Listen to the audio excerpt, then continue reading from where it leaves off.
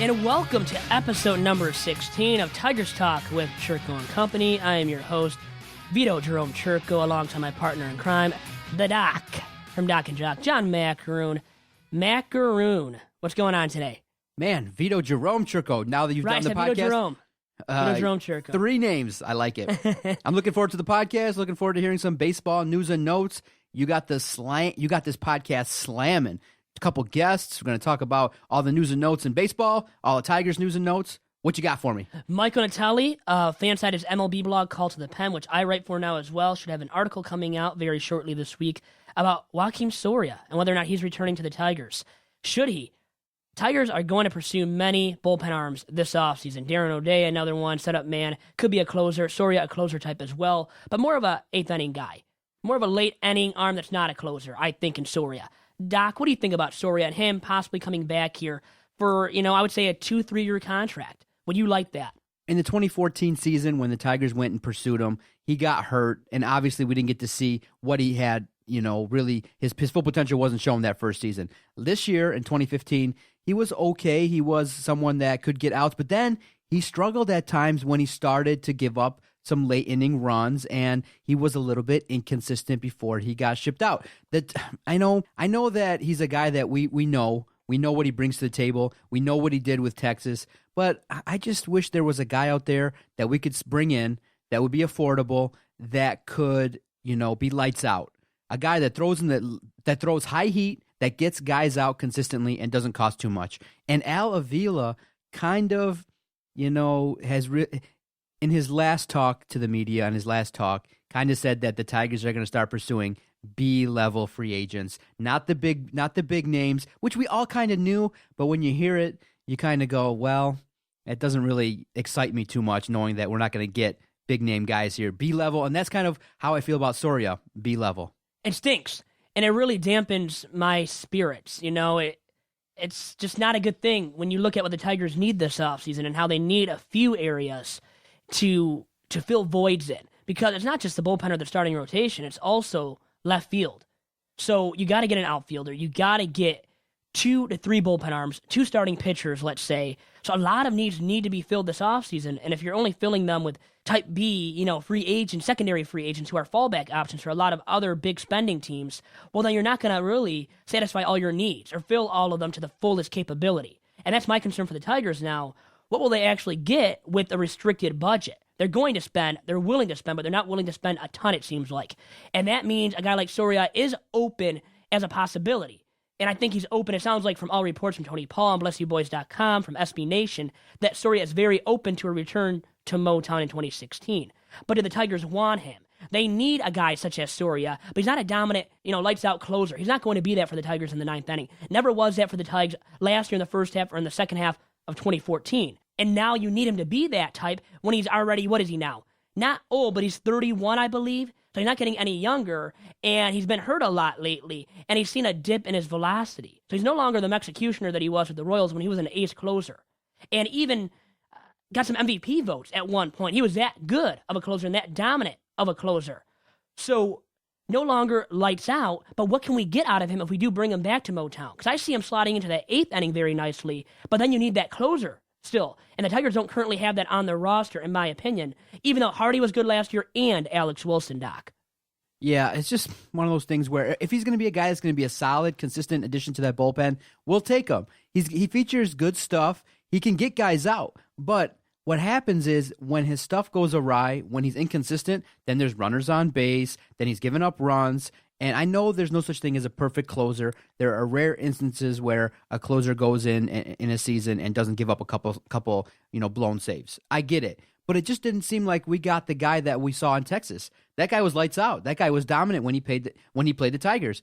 The guy we got was up and down, was injured, and he was dealt. And when he went to Pittsburgh, he got rocked. He wasn't that great. Well, he got better than what he was with the Tigers in the first half of the year. And then with the Tigers, his earned run average was, solid once again, but it wasn't great. It really wasn't great. And especially in 2014, pitching to the tune of an earned run average of nearly 5 at 4.91 in 13 appearances. And then he turned it around in 2015, as I said, recording an ERA below 3, 2.85 to be exact, in 43 appearances out of the Tigers' pen. So in 56 appearances, his ERA was 3, something I believe in the high 3 range for ERA.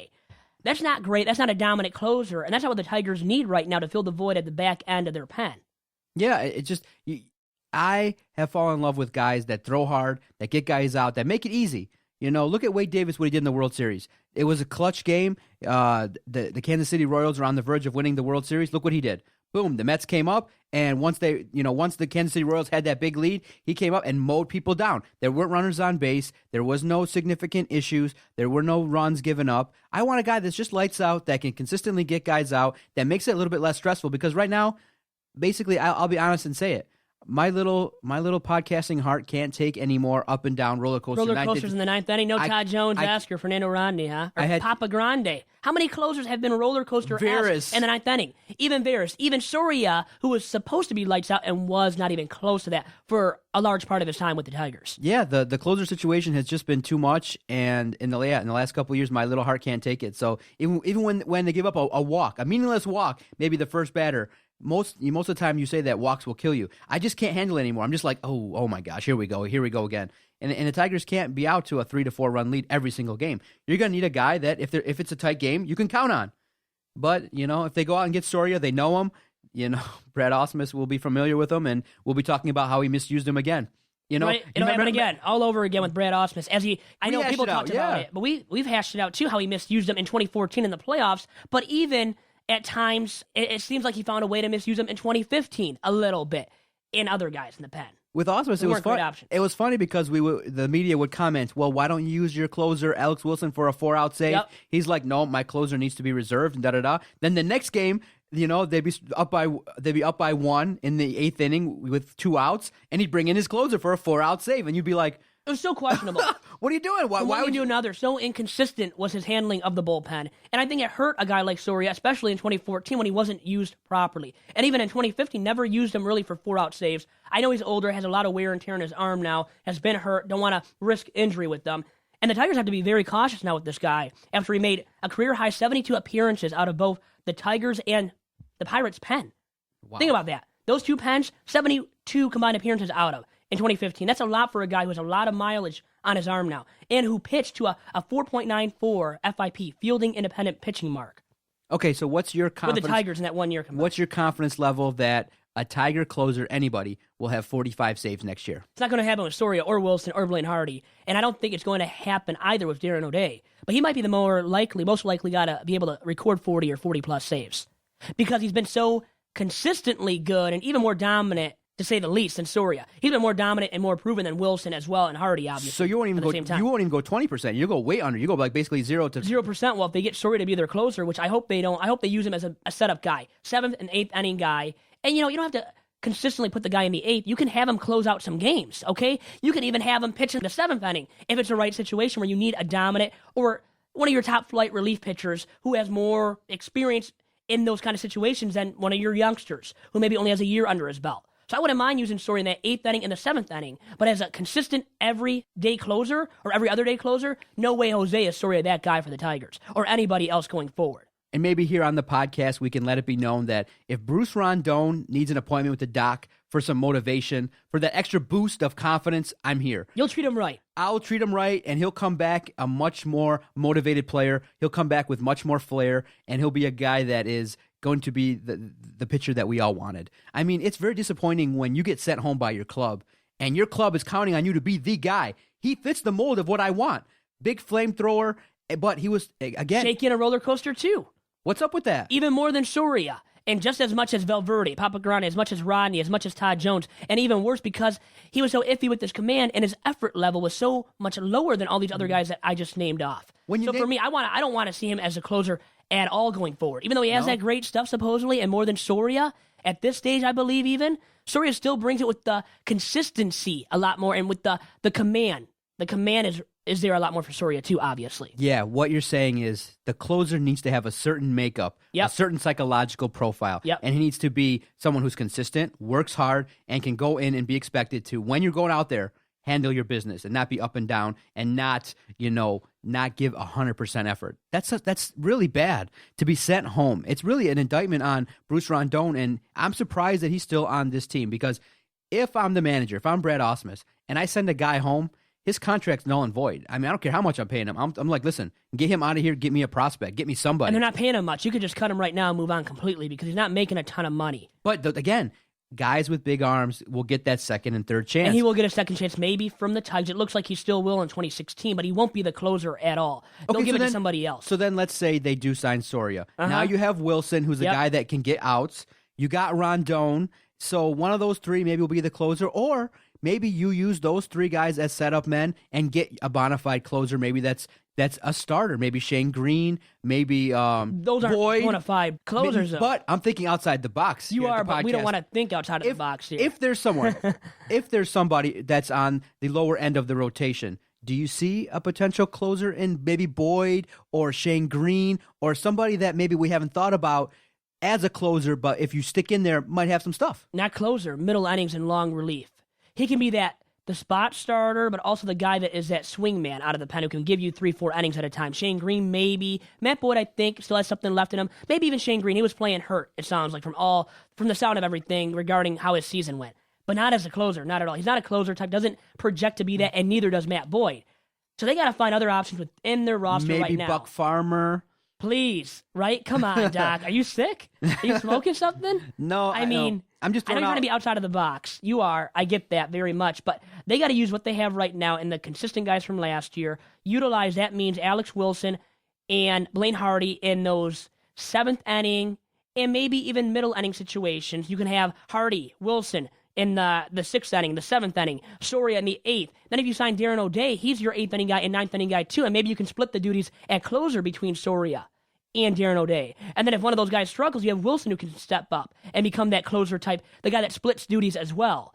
I just don't think you have on the open market right now the guy that you can turn to and sign to be that completely dominant every day or every other day closer. Soria's not that type, and neither is Darren O'Day, in my opinion. I think O'Day might be more proven, more ready to do it right now because he's been less hurt, more consistent over the course of the last 4 years when he's recorded an earned run average below 3 each and every single year in the past 4 seasons, I believe. Okay. So that's telling you something that maybe Soria can't do because of injuries, because of mileage on his arm that Darren O'Day can do. But if they're really going to upgrade and get a closer type this offseason, they might have to trade for it. Trade for a guy like Andrew Miller. And then that would work out perfectly, though. You could have definitely Soria sliding into the 8th inning, into the 7th inning as well, depending on the situation. But we know Ausmus and how stubborn he's been. He likes to insert guys into one inning and make sure that's their defined role the whole entire season, which I don't get, nobody else gets. Because when you factor in sabermetrics, analytics, all that, you would know you don't pitch a guy every single time in the same inning. But he kept doing that with Soria, kept doing that with some other guys. With Chamberlain, even at the beginning of the season, after he failed last year with the Tigers. Then they just cut him completely, but he was the setup man right up until they cut him. How sad was that about Ausmus doing that, using Chamberlain in those high-leverage situations all that time, Doc? Man, a name from the past. Right? That we don't want to bring up ever again. Way to bring the mood down. I'm sitting here with a Diet Coke and some Doritos, having fun. Chamberlain. But I threw the question out on Twitter at Detroit Podcast, how people felt about the potential addition of Soria. Make a trade Avila wrote in no more than 2 years, $8 million. Chris Castellani wrote in just bad. So, it's kind of a mixed reaction across the board, just reading through these tweets. It's kind of 50-50. People know him. And so, it's not lights out. It's, again, a B-type move. A B-type closer he would be. Now, a good setup man, an A-type setup man possibly. But it's about him staying healthy still, too, and he's getting older and older. As I said, 72 combined appearances out of Pittsburgh's and Detroit's pens in 2015. For me, I like him as a setup man. And as a guy you use in the 7th inning, depending on the situation, if it's a high leverage one with the bases loaded, maybe 1 out, 2 outs, then you use Soria in that situation too.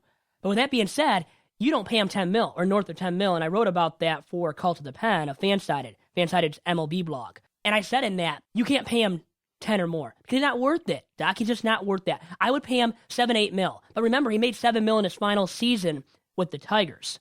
So he's going to want probably 8.5, 9, or 10 million. And he's not, honestly, to sum it up, he's not worth 10 or more per season. Okay, so I wouldn't pay him that much, Doc. Now, some news that was made in the offseason that wasn't of the great variety, one that piques your attention again because you've already sent home a guy like Rondon for effort, a guy that you traded for. Jacoby Jones was part of that Soria deal. When we sent out Joakim Soria to the Pirates, we got back Jacoby Jones. And he was suspended last week for 50 games for the second violation of Major League Baseball's drug policy. And when you look deeper into it, it wasn't a violation of performance enhancing drugs. There were drugs in his system. And now he's going to serve out some time based on the fall league, but he's suspended 50 games, and it's really a bad mark on a guy that's potentially a prospect for the Tigers. Top prospect. Now, disappointing how he fared in the second half, and now this all coming to fruition. Recreational drug use. Recreational drug use, and they've talked about it now. Major leaguers, Jeff Passan, I believe, tweeted this out about how major leaguers can use it to some degree, to some sort, not get in trouble or nearly as much trouble. And guess what? These minor leaguers get suspended, though, for it. As much as 50 games, just like Jacoby Jones. And with that being said, now, what do you expect out of him in his prospect status? In 2016, it might diminish, might hurt that prospect status because he's not going to be able to play for 50 games at least. And he was killing it, really getting into a groove there with the Tigers in the second half after they dealt for him with from the Pittsburgh Pirates. And now, are you going to get that same kind of player, all-around player, going forward in your minor league system? Can you get that out of him with this being the case and him missing all this time in 2016? And this is a guy that put up numbers his first 2 years. He's hit 40 home runs, 160 RBIs in his first 2 professional seasons, and he moved up quick from low A and finished last year at double A, and he was expected to play shortstop at either double A Erie or triple A Toledo. Probably could have made it to triple A, and now he's going to be a double A guy for another year. That hurts his progress. It really does. And it really puts into question, is this guy, and I hate to say it, but whenever a guy's got a drug problem, he can have sustained success, like the Texas Rangers guy, Josh Hamilton, correct? Yeah, and that story I followed now for the better part of 5 years when he was on Real Sports, when they profiled him and saying that he was struggling a lot, and he then went to Texas and had some success.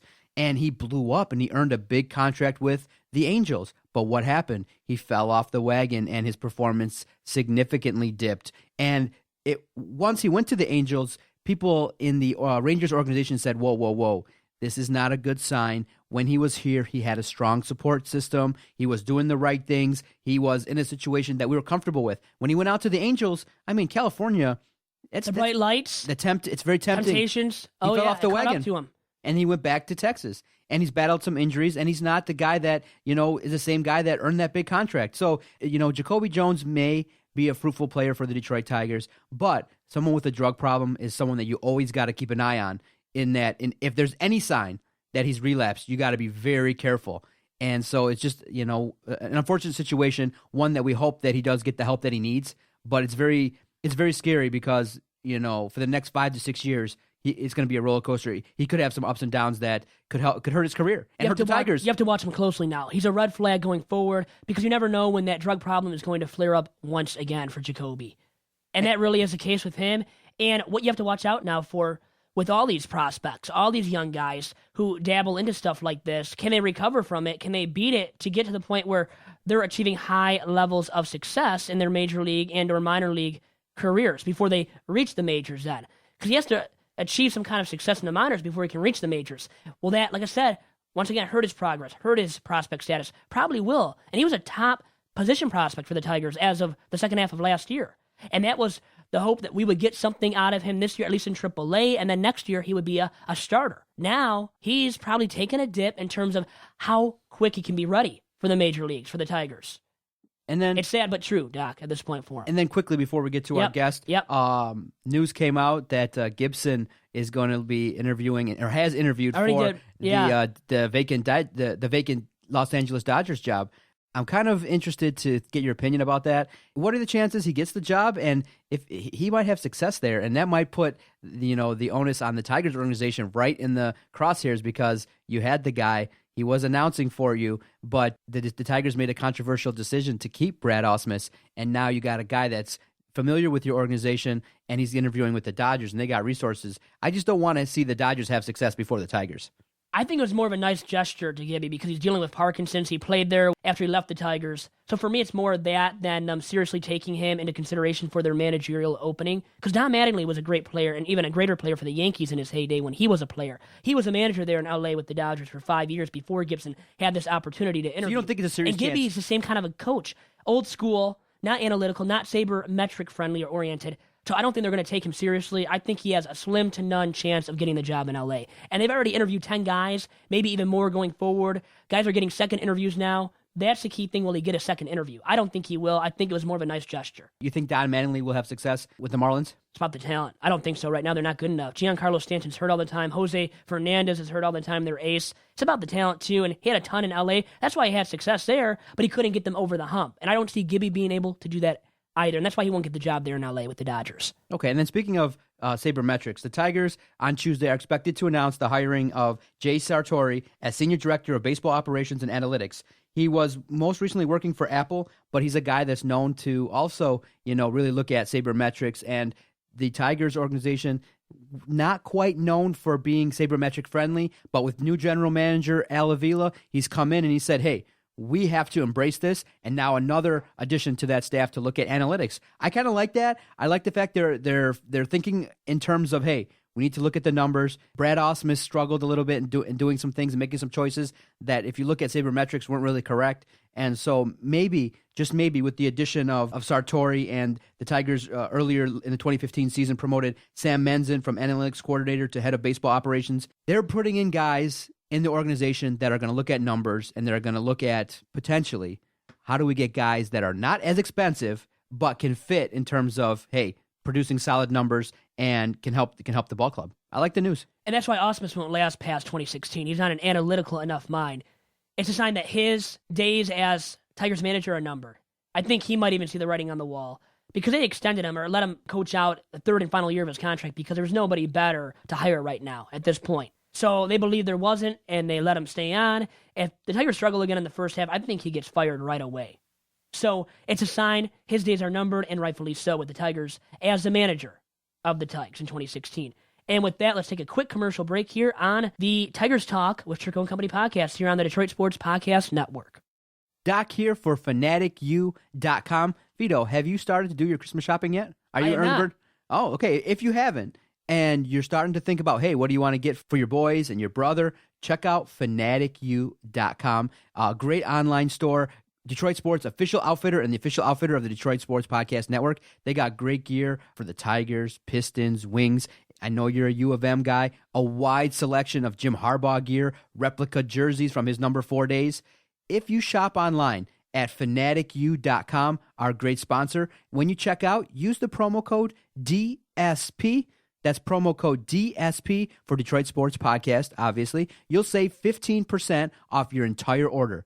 Everything, anything at all, even if it's an item that's already on sale, you'll get another 15% off your entire order.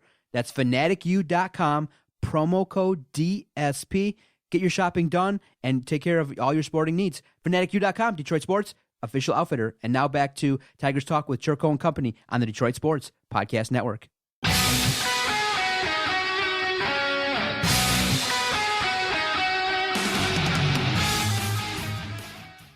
And now joining me on this edition of Tigers Talk with Chirco and Company is our guest from Fansided's MLB blog, Call to the Pen, and that is Mr. Michael Natelli. Michael, what's going on today? How's it going, Vito? I'm very good, my man, and you're back on a second time here and bigger and better than ever, talking about the Nats, your Nats once again, and their hiring of a career retread in Dusty Baker. What do you think of the move, Michael, to start off? And would they have been better off hiring somebody else, such as Bud Black? It was interesting because, it sounded like they had Black under contract, but then things fell apart. They reportedly offered Black a one-year deal with a $1.6 million price tag. Obviously it sounded like it offended Black because here they are claiming that he's going to be their guy, and they don't even offer him a multi-year contract. So things fall apart, and they turn to Baker, who, has a pretty darn good record, but hasn't won the last game of the season. So, as far as, Rizzo said he wanted a guy with experience, and he definitely got one, and there wasn't a whole lot else out there. And while it seems like the Nats maybe they can get their guy in Black, they definitely got a good guy running that clubhouse now. Now, why do you think they nickeled and dimed Bud Black, who's had experience, was NL Manager of the Year for the Padres, managed there for a long time with the low budget, low payroll with the Padres, and achieved some level of success? Well, what it seems like is that they wanted a new guy to, run the ship, but they couldn't find their actual guy. So it looked like they were looking at Black as a potential bridge to someone else next offseason, or they'd extend him if he did well in 2016. So they lowballed him, it sounds like, just because he wasn't truly their guy. He was just the best guy out there for them. And, obviously he took offense to it. And Rizzo said that he was trying to negotiate with both parties, both Black and Baker at the same time, because it was going to show sort of who they were as people in the negotiation process, but it seemed like that's sort of a ploy at this point, just trying to cover the fact that they did end up lowballing Black. But, it's definitely not payroll issues. They have the sixth largest payroll in baseball. They have plenty of money to spend. It just sounds like they really weren't all that, sold on Black to begin with.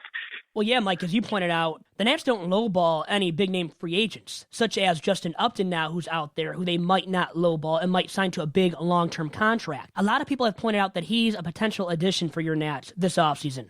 So what do you think of that possibility? And how much do you think he'll get paid on the open market?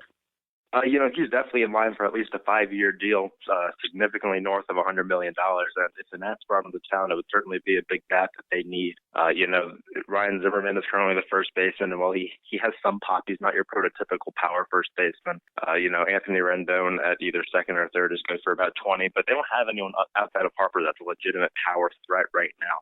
And, whether it's Upton, I've heard you on the Cespedes, someone of that mold, it would definitely add some protection for Harper as he's going to look to try and repeat the season he had this season. It's the one thing that will be interesting is whether a Cespedes or an Upton's going to be willing to man center field full time, because that's what they're looking for right now as a replacement for Denard Span. You have Worth in left field, Harper in right, or they can flip. But it sounds like they're looking for a center fielder. Chances are Harper's not moving to center next season, so they need a corner guy. Or center fielder rather, and it sounds like if Upton's willing to do that, he'd be a darn good fit because they need a boost on that offense to go with Harper. So now relief pitchers, and let's turn our attention with that being said to the Tigers, and whether or not they should pursue Joakim Soria, who was there in Motown last year and in the second half of 2014, as you know. And with all that being said, Michael, would he sufficiently fill the void in the ninth inning for Detroit in 2016? He's definitely done it in the past, and there's no reason that he can't now. I mean, there's plenty of guys out there, and it sounds like Avila's thinking big. I mean, I've heard them connected to Kimbrel. I've heard them especially connected to Chapman. He says that he may look for guys who've not done the ninth inning in the past, which opens up the options to Darren O'Day and people of that mold. But Soria is definitely a good option. The question is, how big are they shooting? And Soria's a middle of the pack kind of guy in that role, and they definitely have to address their bullpen, top to bottom, and maybe they want to save some money by not going after a super big name there and just trying to patch up some more things. So Soria is definitely an option, but I wouldn't necessarily say he's a lock by any means. Then how about trading for an Andrew Miller type, a big name who's not available via free agency but has achieved success as a closer in the past? Yeah, absolutely. It sounds like the Yankees are open to trading Miller. I think a lot has been made of that just because it sounds like Brian Cashman's trying to say, look, we'll do whatever it takes. And I think he used Miller as an option to do that because obviously they have so many big contracts, and Miller is probably one of the most movable of those. But that being said, the Yankees had so much success last year due to their bullpen, that being Miller and Betances. So I'm not so sure that the Yankees are actually going to be trading Miller for as much as people have said that. I think that people just took a soundbite of what Brian Cashman said and ran with it. But he's out there for the right offer. I just don't know that it'll actually be a price tag that teams are willing to meet. So, Mike, we talked about some outfielders already with Justin Upton and some other guys, such as Cespedes. But let's look at now the Royals outfielders who are free agents this offseason. And those guys, those big names, are Alex Gordon, their franchise cornerstone, the face of that franchise, and then super utility man, Ben Zobrist, who they acquired at the trade deadline this past season. And with all that being said, Michael, when factoring in the amount of money each player will be paid, who would you rather have to play left field in 2016? And who would be a better fit specifically for the Tigers in 2016, Gordon or Zarilla, Ben Zobrist? Well, both are interesting in that Zobrist is going to be 35 next year, and he's looking for a 4-year deal, which, runs him through age 39. You'll be paying him, certainly north of $10 million, maybe 15 at age 39, and teams will have to decide if they actually want to do that. The thing with Gordon, though, is that you're locking him in for probably 7 years. And, significantly higher, at least $20 million a year. So it's sort of a pick your poison situation. I know that you and I have specifically talked in the past about whether the Tigers might trade Kinsler, which I don't necessarily see happening. But if they do, Zobrist may be the better bet because he can give you both second base and outfield.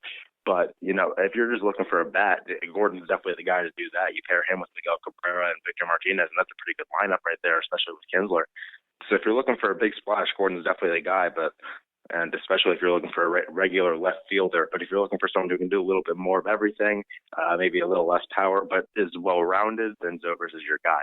So where do Gordon and Zobrist land then this offseason? Your guess is as good as mine because who doesn't want a guy who can play 7 different positions, and that's Zobrist. He's going to have more than enough of a market that pretty much at least 20 teams are going to at least want him.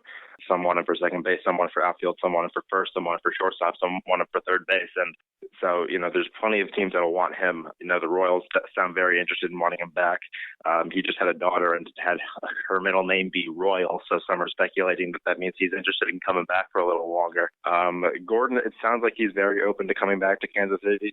He turned down his qualifying offer that was 1 year for $15 million. It sounds like he's looking for roughly $20 million or higher. It sounds like the Royals really want to bring him back too, except for the fact that they have Eric Hosmer, Sal Perez, Mike Moustakas, and several others due for contract extensions, or they have to pay them in free agency in a couple seasons. So it's really interesting. But the Red Sox can definitely get in on Gordon. The Yankees trade Brett Gardner and can't find pitching, they might go to Gordon. If the Nationals want to move Bryce Harper to center field, they could go for Gordon.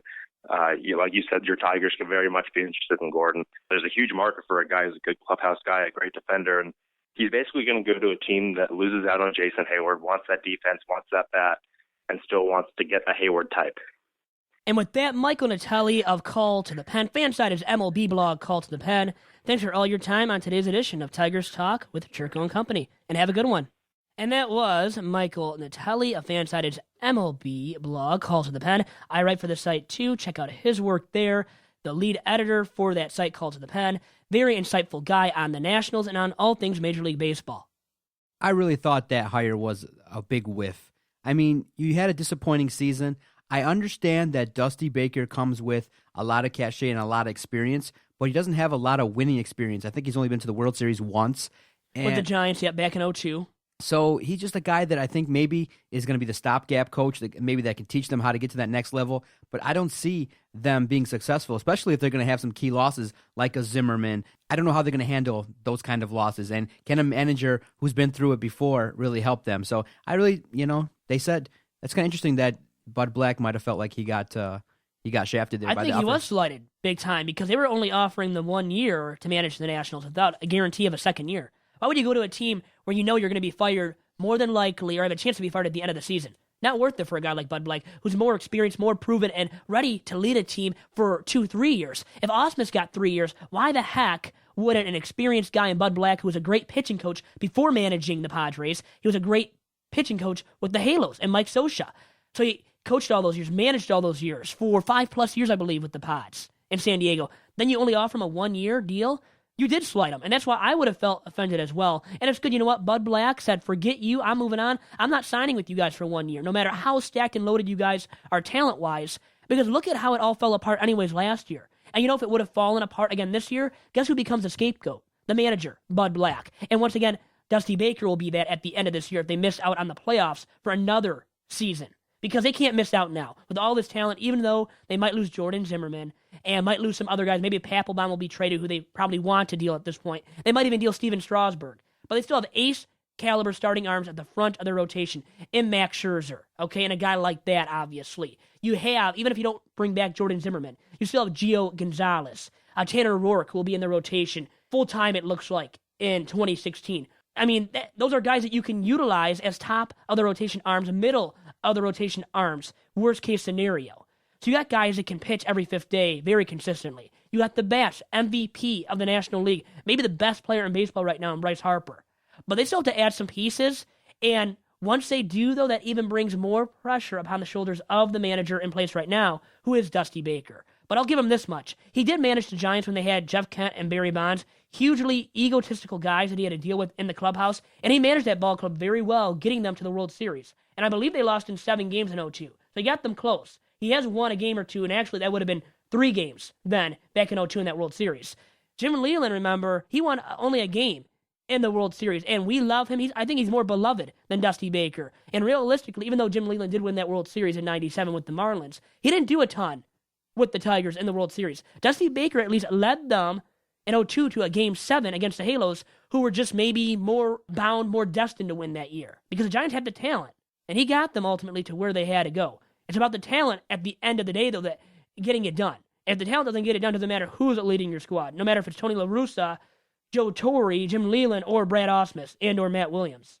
And that's my take on managers in general and how they get a lot of blame, a lot of criticism. They become the scapegoats very easily for clubs. But realistically, Matt Williams, he didn't help out last year. Brad Ausmus didn't help out last year with the Tigers. But how about the lack of talent on those teams collectively? That's a factor right there, and especially, obviously, we know with the Tigers, in their case, not a lot of talent. So you can't totally blame it on Brad Ausmus, even though he almost became the scapegoat. Now that you said that, and now that I've heard what Michael Natelli had to say about Dusty Baker and that whole ordeal, so I threw it out on our Twitter page, @Detroit Podcast, where you can go to banter and give opinions on anything that you hear on this podcast or any podcast you hear on our network. So I threw it out on our Twitter page, Brad Ausmus or Dusty Baker.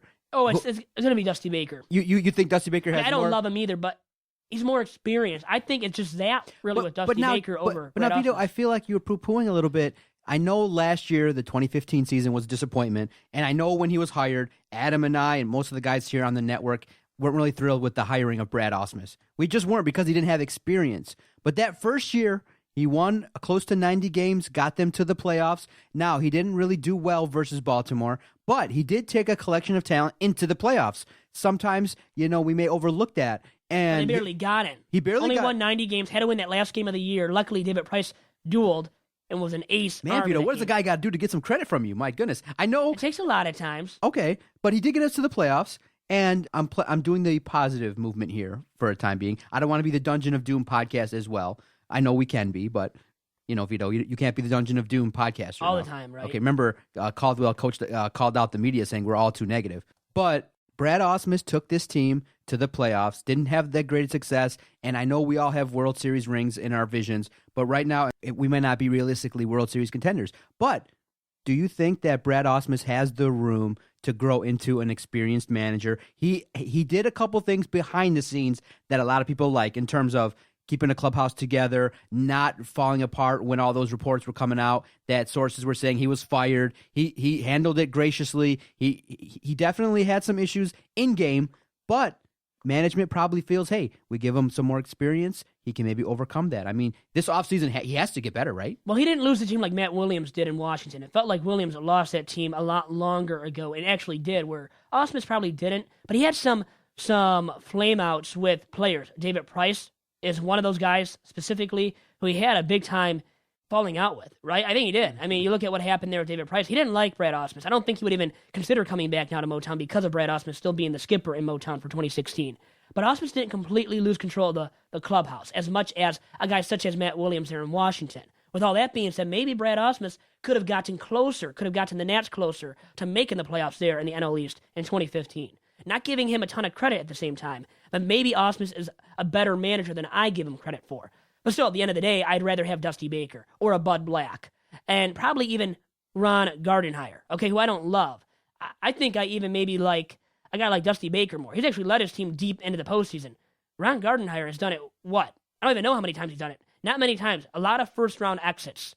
So you got to get your team into the second round to the World Series when you have the talent that he had in Minnesota. He never did it there in Minneapolis with the Twins. So that's the reason why Gardenhire, I don't think, will get another job going forward. He's too old school, too stubborn in his ways. It's just sad that Ausmus is at the same time. But with all that being said, he's stubborn to the point where he might lose focus at times, might lose control of some of the guys in the clubhouse going forward. When they have maybe aspirations again next year making the playoffs, if they make the right moves, they'll be in contention at least. So he has to lead the team if they make the right moves to the playoffs next year for the Tigers. For him to save his job and keep him for 2017, to extend them past 2016, then that means he has to lead the team if they make the right moves to not the World Series, but to the playoffs in Motown in 2016.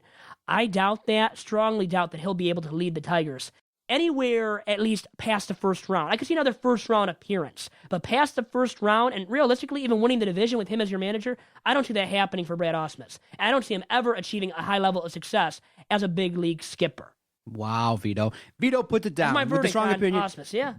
Vito on the podcast says that he doesn't think that there will be no pennants, there will be no World Series appearances with Brad Ausmus. Do you think he survives the 2016 season? He might be fired in the first half if they continuously struggle in the first half and big-time struggle. I think he's gone at the All-Star break, or maybe even before. I think they'll use that All-Star break to reevaluate the situation with Ausmus as a manager. If they're 10 games under 500, I think he's out. I think at least 10 games means he's out at the All-Star break. Wow. Okay. Yeah.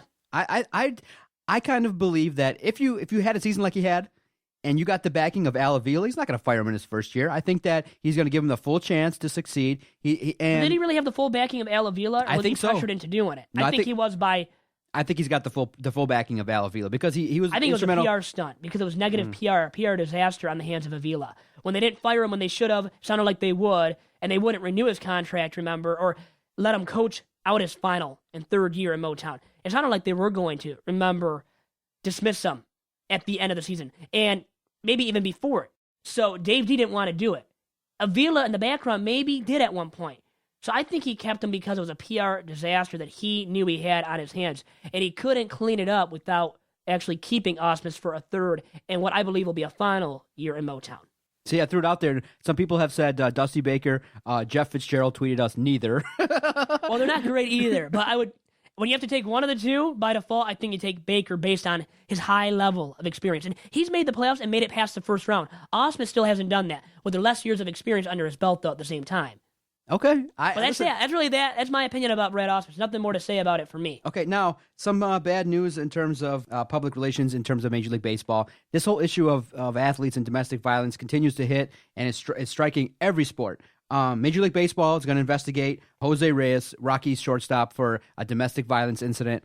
And I do think they're going to take a better stance than the Cowboys did, at least. Dallas, what a horrible week for them. Greg Hardy, you brought him in. He served a 4-game suspension, and now some pictures were released after Deadspin got some records, and other media outlets are looking through the whole entire case. What a terrible, terrible, I was asked about Greg Hardy, and I kind of took the stance of, well, NFL, if you can play, then you're going to be on a squad. But when you see the pictures and when you see stuff like that, it just goes to show that, character is a big thing in terms of professional athletes, but it's continuing to go on. And the reports are Jose Reyes allegedly abused his wife in their Maui hotel, and the league is going to investigate. There's never, ever any excuse for laying your hands on another person and beating him or her up to the amount that Greg Hardy did to his girlfriend. Okay? No excuse, no rhyme or reason for it. You should be dismissed from your position in the league as a player. For him in the NFL, Reyes as a baseball player in Major League Baseball with the Rockies. Those guys should be dismissed right then and there. Yeah, and I don't care what else they have done in their past to maybe deserve a spot based on talent. Talent alone will not save their job when it comes to domestic abuse and violence, in my opinion. So here, let me give you some context. Yep. Reyes will become the first player subject to Major League Baseball's domestic violence policy, which was agreed upon by Major League Baseball and the Players Association this past August. So the policy is not specific as to what the suspension is going to be, but Commissioner Manfred has the right to, quote unquote, issue the discipline he believes is appropriate in light of the severity of the conduct. So Manfred, it's in his court. He's going to levy the suspension, and I do believe he needs to take his time, do the investigation, and then really lay the law down. So if it's proven and this shakes out, 300 games. I think you set the message. Well, just suspend him for the entirety of this season at least, and then go from there. 300 games. I mean, that's a big number. I would consider banning somebody. I think it's that serious of a violation of a crime to hit somebody. I would say you're done, man. Okay, and you know what? Nobody's going to miss Jose Reyes, realistically. He's not that great of a ball player anyways right now. And it's not based on that. Like I said, talent alone will not save your job when you commit a domestic abuse crime against anyone, man or woman. I don't like that. Don't want any of it in my Major League Baseball. I don't want that in my league. And I wouldn't have it if I was a commissioner, Commissioner Manfred. I would say, you're done, Jose Reyes. See ya. At least for this season, you're done. And then reevaluate the situation at the end of this year. See maybe if he makes amends for it. Because you got to give second chances, too, to certain guys. But like Greg Hardy, man, he's a bad cat. I don't want to see him ever play another down of football. Jose Reyes really hasn't had this bad rap in the past of being this crime committer and just committing these kind of acts. So I would say Reyes gets a second chance. A guy like Hardy, see you later, buddy. And there's some other stuff that I don't like, don't approve of. DUIs, per se, are one of those things that people have gotten in trouble for, have been suspended for.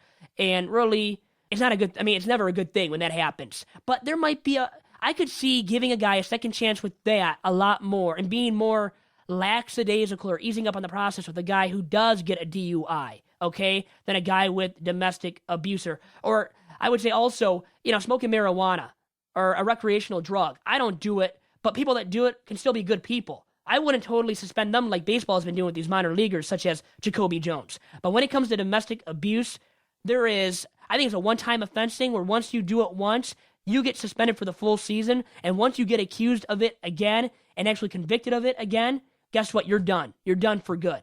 And it should be a case-to-case basis, though, because if this is worse than just a regular domestic abuse case, I could say he might be gone for good. And the same thing as I said with Greg Hardy. I think Hardy should be gone for good. Yeah, no, I think that leagues now have to take a stronger stance because each and every incident that occurs is just another negative hit, and these guys really got to take a look at what they're doing in terms of anger management, professionalism, and how they're conducting themselves on and off the field. So. Well, you can't control yourself, even when you have a few drinks in you. Okay, I think you've drank a few in your day. I have, maybe here and there. I have. Okay, I'll admit it. It's all right, though, to do it. But when you put your hands on somebody because you have some alcohol or something else in you, why do that to somebody? Why would you place your hands on somebody, even with some amount of alcohol in you, okay? That maybe causes you to think differently at times. Or do something stupid, but not something to that magnitude, of that stupidity. That's hugely stupid and hugely unforgivable. Should be unforgivable. Could be a one-case thing where once, like I said, once you do it once, you're suspended at least for the entire season. And if it's a really bad case, you kick that guy out of the league and never let him play again. As I think it should be, once again, to reiterate my point, with Greg Hardy. I don't have any time for him anymore. Want to see him gone for good. That's just my stance, and it should be a serious stance like this as well for the commissioners. The commissioner of baseball in Manfred and Roger Goodell of the NFL. And especially since Goodell messed it up already once with Ray Rice. And Doc, any other comments about that? I agree with you 100%. Oh, thank you, Doc. I appreciate that. And we'll take another quick commercial break here on the 16th episode of Tigers Talk with Chirco and Company. If you like what you're listening to, go visit our website, DetroitSportsPodcast.com. The free and easy way to help keep the mics hot, to help keep all our podcasters on the air. We love growing the project. We love being able to put on all these great shows for all the fans. So the free and easy way to support us is just go visit our website, DetroitSportsPodcast.com. Click through those banner links. Click through Amazon if you shop online. They kick us back a little something for each and every online purchase that's made. No additional cost to you. If you go to Amazon and you like buying, if you're a Prime member, go visit DetroitSportsPodcast.com. Click through Amazon and they'll kick us back a little something, and we can keep the mics hot. We can keep doing these weekly podcasts. Last week, Vito, was the first week we did 7 podcasts. Every single day, something was released from the Detroit Sports Podcast Network, and we're growing. And I love throwing out an alternative to sports radio, and it's a great addition. We can do in-depth interviews, talk baseball, talk Pistons, talk Lions, have great opinion shows. Love it. Help us keep doing it. DetroitSportsPodcast.com. Now back to Vito and Tigers Talk with Chirco and Company.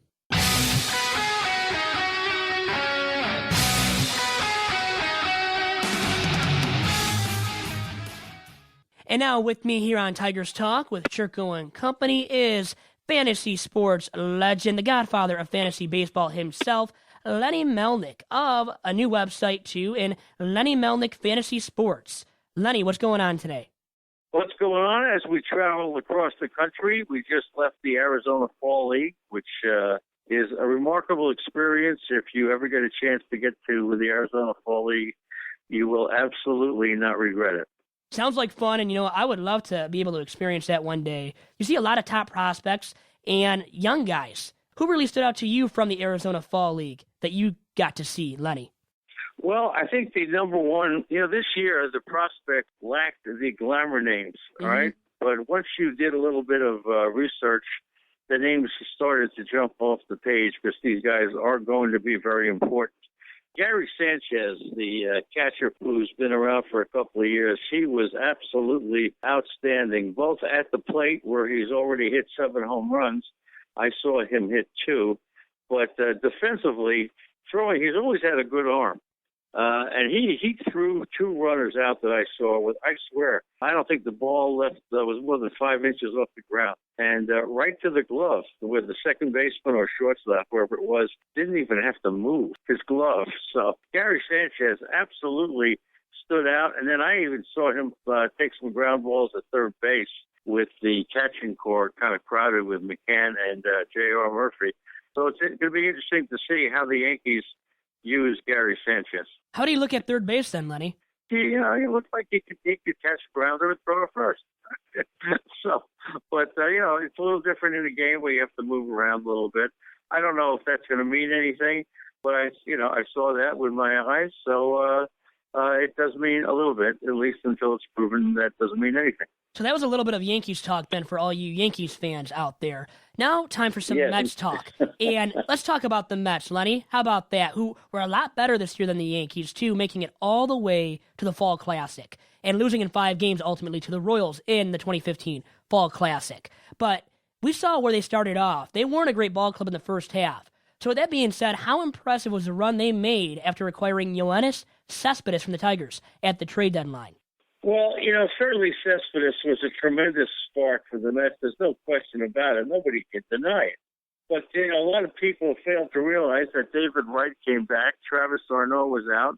Even Daniel Murphy was out for a while. So it wasn't only Cespedes, although he was the key ingredient. You also acquired a couple other pieces to the puzzle.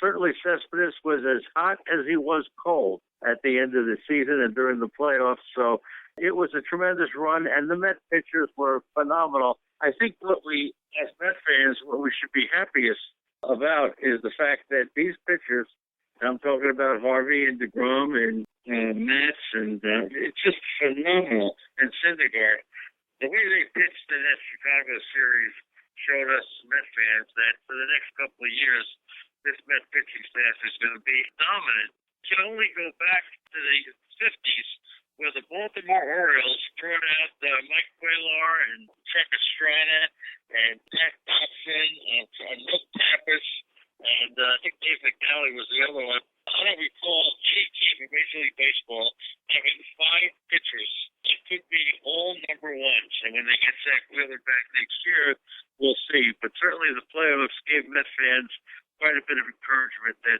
very well could happen with these guys. How about trading, though, one of these starting arms for some offense, much-needed offense, too, with the Mets? It's not the offense. The offense will take care of itself. The Mets have to understand that the stars of their team are their pitchers. And I think their primary objective would be get a bullpen. So before I let you go here, why should I check out and join your website, your new website, Lenny Melnick Fantasy Sports? Yeah, it's a new website that I started, but it's not a website. It's a fraternity. It's a place where you can go and get help with fantasy baseball, get help with your daily fantasy baseball, or just talk baseball.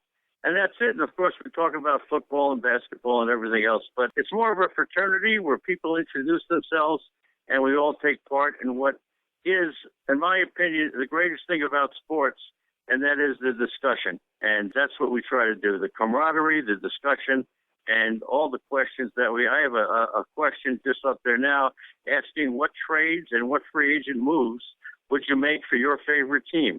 And the responses will be flowing in very shortly. So come on over, Lenny Melnick, FantasySports.com. And Lenny Melnick, the fantasy baseball legend, fantasy sports legend. Thanks for all your time on today's Tigers Talk with Chirco and Company. Okay, thanks. Sorry about the connection. Hey, no problem. You have a good one, and we'll talk soon. All right, and that was Mr. Lenny Melnick. Some bad connection there from his end because of being in a hotel, but you know what? Got to take the good with the bad, right, Doc? You know it, and interesting stuff. I'm going to go check out his stuff. Very good podcast, Vito. Very good stuff. You get some big-name guests. Good job. Big names, right? And as only I can and do here at Tigers Talk. And upcoming shows are going to be packed, and I'm looking forward to seeing who's going to be on the guest list every week. When you text me, I look forward to hearing, and good stuff. So we're taking 1 week off, as I said in the earlier part of the podcast, and then we'll get right back at it, probably consistently doing a weekly podcast once again, titled Tigers Talk with Chirco and Co. And thank you to everybody for listening and downloading the 16th episode of Tigers Talk. And until next time, 2 weeks from now, have a great one. Enjoy your time enjoying the off season. Guys, talk to you then, 2 weeks from now. Goodbye.